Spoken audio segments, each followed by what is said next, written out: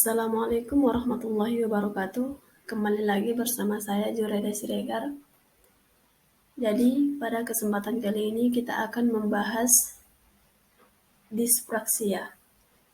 Jadi, dispraksia adalah gangguan umum yang memengaruhi gerakan dan koordinasi. Ini juga dikenal sebagai gangguan koordinasi perkembangan. Namun, dispraksia tidak memengaruhi kecerdasan seseorang, melainkan memengaruhi keterampilan koordinasi seperti melakukan sesuatu yang membutuhkan keseimbangan, berolahraga, atau belajar mengemudikan mobil. Dispraksia juga dapat memengaruhi keterampilan motorik halus seperti menulis atau menggunakan benda kecil. Sini ada faktor risiko dispraksia. Beberapa faktor yang dapat meningkatkan risiko dispraksia adalah yaitu kelahiran yang prematur, berat bayi lahir rendah, atau riwayat keluarga dengan dispraksia.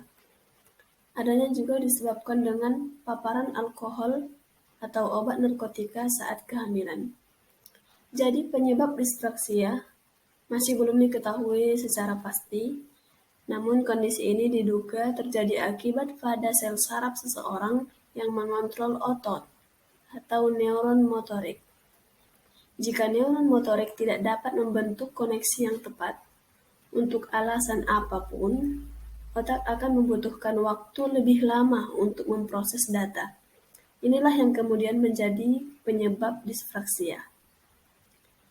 Ada gejala-gejala dispraksia, yaitu gejala dispraksia bergantung pada usia dari masing-masing individu. Jika bayi mengalami dispraksia, tonggak tubuh kembangnya mungkin terlihat lambat dibandingkan dengan anak-anak lain. Saat anak tumbuh, ia mungkin juga mengalami keterlambatan dalam merangkak, berjalan, potty training, makan sendiri, berpakaian sendiri. Dispraksia membuat pengidapnya sulit untuk mengatur gerakan fisik. Misalnya, seorang anak mungkin ingin berjalan melintasi ruang tamu sambil membawa buku sekolah mereka. Namun mereka tidak dapat melakukannya tanpa tersandung, menabrak sesuatu, atau menjatuhkan buku. Dispraksia dapat menyebabkan beberapa komplikasi seperti gangguan komunikasi. Terjadi apabila gangguan dispraksia disertai dengan keterlambatan bicara, sehingga anak menjadi sulit mengkomunikasikan ide atau gagasan sesuatu. Gangguan perilaku dan emosi. Hal ini biasanya diakibatkan karena anak tidak dapat berperilaku dengan baik di sekolah atau di rumah. Mereka cenderung memiliki kecemasan untuk bersosialisasi dengan lingkungannya karena gangguan motorik yang dimiliki. Ada juga gangguan akademis. Karena adanya gangguan dalam gerak halus, beberapa anak menjadi kesulitan untuk menulis dan mencatat pelajaran, sehingga hal tersebut menjadi hambatan dalam kemampuan akademis anak. Pengobatan yang dapat dilakukan untuk kesembuhan dispraksia. Meskipun dispraksia tidak dapat disembuhkan, ada beberapa cara untuk meningkatkan kualitas motorik pengidapnya. Ada beberapa pengobatan yang dapat diberikan kepada pengidap dispraksia. 1. Terapi okupasi.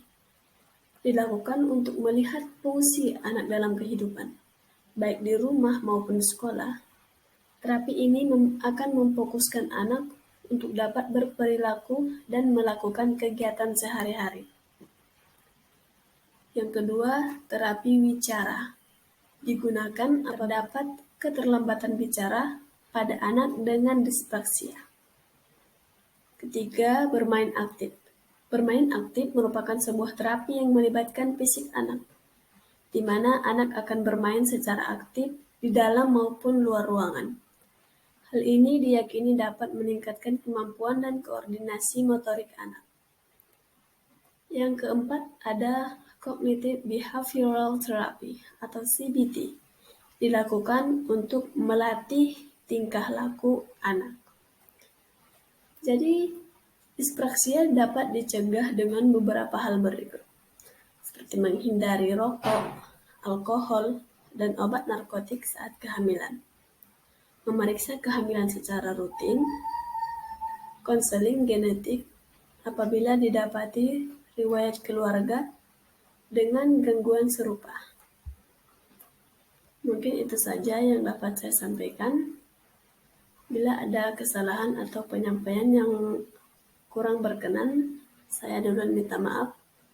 Wallahu muwaffiq ila aqwamit thoriq. Wassalamualaikum warahmatullahi wabarakatuh.